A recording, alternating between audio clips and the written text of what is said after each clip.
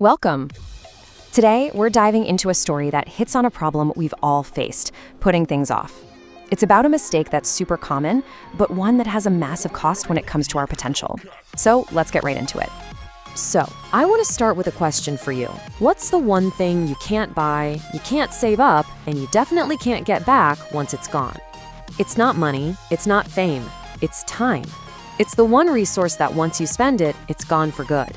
We all get the same 24 hours in a day, right? But how we choose to use them, well, that makes all the difference. So our story starts with a life that is pretty much stuck on pause. It's a classic case of someone with tons of potential, but just zero motivation. A life stuck in neutral. And this is our guy Gaurav. His go-to phrase, "I'll do it later." Sound familiar? It's a simple little habit, but for Gaurav, it's bringing his entire life to a screeching halt, especially when it comes to his studies. He's just not making any progress at all. So what did a typical day look like for him? Well, it was basically a masterclass in distraction. All that time that should have been spent on his goals was just gone, eaten up by hanging out with friends, endlessly scrolling through social media. You know the drill. His family kept warning him, telling him he was wasting something precious, but he'd just brush it off. He truly believed, I've got plenty of time. Now here's where it gets really interesting. Look at this contrast. While Gaurav was convinced he had all the time in the world, his friends, they weren't waiting around. They were moving forward, they were hitting their goals, and they were actually building futures for themselves. And Gaurav, he was just standing still, falling further and further behind. Okay, so seeing this gap between him and his friends just get wider and wider, that finally sparked something in him. He realized he couldn't keep going like this. It was time to get some help. He gets to a point of total desperation, and he goes to a wise elder in his town. He just lays it all out there, you know?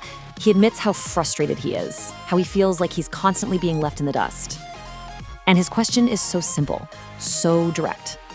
How can I change? The elder listens. And his diagnosis is incredibly simple, but it's sharp.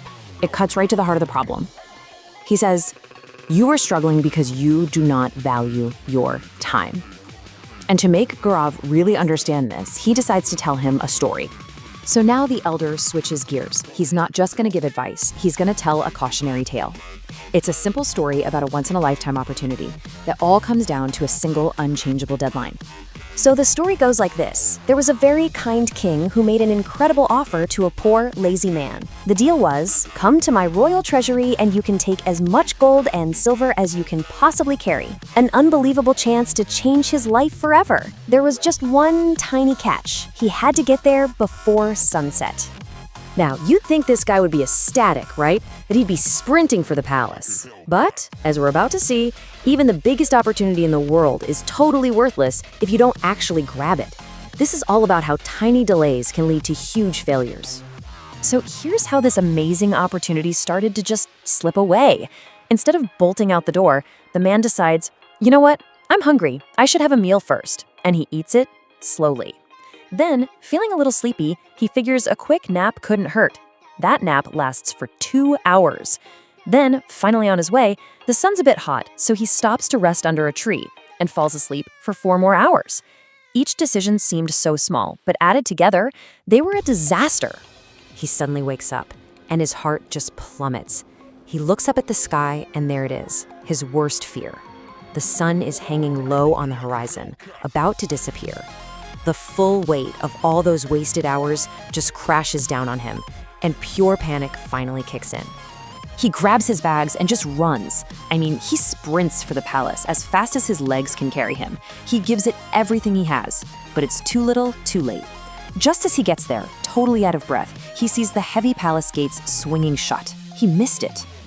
And the elder finishes the story with this powerful line. The man didn't lose because he lacked an opportunity. He lost because he failed to understand that time itself was the most valuable part of the king's entire offer. Hearing this, something just clicks for Gaurav. The story wasn't just about some poor man and a king's gold.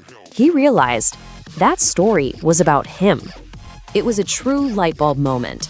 Gaurav saw himself in that lazy man, wasting his own golden offer, the time he had to study, to learn, and to build his own future. He was making the exact same mistake, just with a different kind of treasure. And the change, it was immediate. It was total. Remember that earlier slide showing him falling behind his friends? Well, look at this. The guy who was always distracted and lazy became productive and focused. The whole "I'll do it later" mindset was replaced with "I'm starting right now." And this wasn't just some vague change in attitude. It led to real-world, measurable results. He completely kicked his procrastination habit and just locked in on his goals. And pretty soon, he didn't just catch up to his friends, he blew past them. He ended up becoming the top student in his entire college. And really, that brings us to the big takeaway from this whole story. A lesson that's for all of us, not just Gaurav. Time is, without a doubt, the most valuable thing we have. And if we waste it on things that don't matter, all we're left with in the end is regret. You know, the source material sums it all up with this perfect Hindi proverb, "Lost time never comes back." It's such a simple but powerful truth, isn't it? Every single moment that passes is gone for good. And that's exactly what makes every new moment so incredibly precious. So this whole story leaves us with a very direct, very personal question. It's not about what you did yesterday or what you're going to do tomorrow. It's about right now. Knowing that lost time never, ever comes back, what are you going to do with your time today?